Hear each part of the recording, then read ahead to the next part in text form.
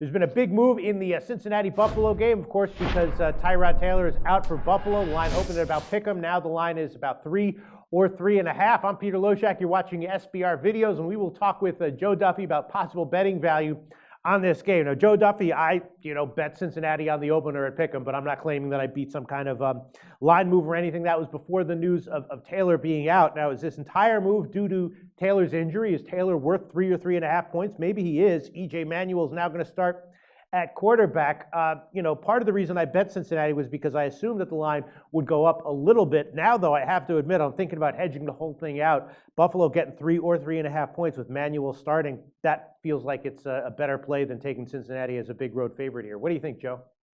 It is interesting that it did move that much because Taylor, he's a guy who's had a very rock-solid year so far. He's not necessarily a stud quarterback, although the elite quarterbacks, we've seen the line move about 6 points. Of course, the public always generally likes to bet the better team on the road anyway, so there's a pretty good chance the line could have gone up a little bit even if Taylor were playing. What's a little bit of a surprise here, the road team is 4-1 in the Bills game straight up. Usually teams with young quarterbacks play a little bit better at home than they do on the road, although it's still early enough in the season.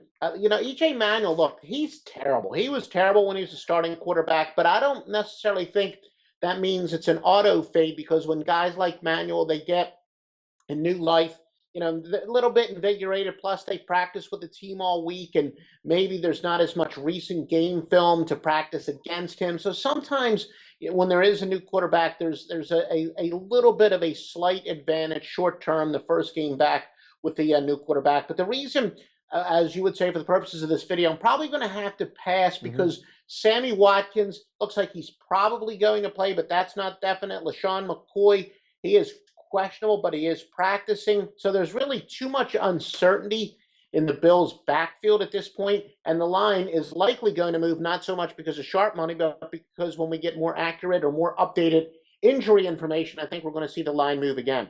Yeah, well, I've been riding Cincinnati week in and week out. And again, I did bet them on the opener, but I think I'm going to take back the whole thing now because Buffalo, they still have, even though the defense has been underachieving, it's still a quality defense at home, getting points with a guy who does have, NFL experience, starting NFL experience coming into play for them. So it's going to be a pass for you, Joe, but if you had to make a lean, would you be leaning Cincinnati or Buffalo?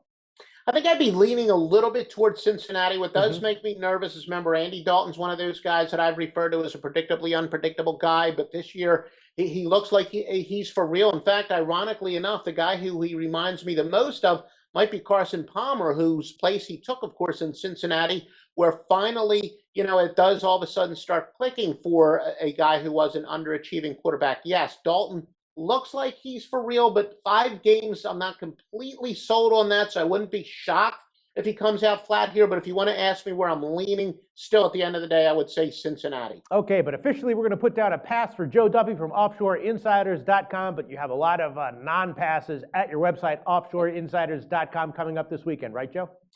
Absolutely. We've got some great systems. I know college football, we already got a bunch of big stuff up, and we're ahead in both college football and the NFL this year, and already some big plays up. But make sure you check on game day where we really got it updated, offshoreinsiders.com. Sounds great, Joe.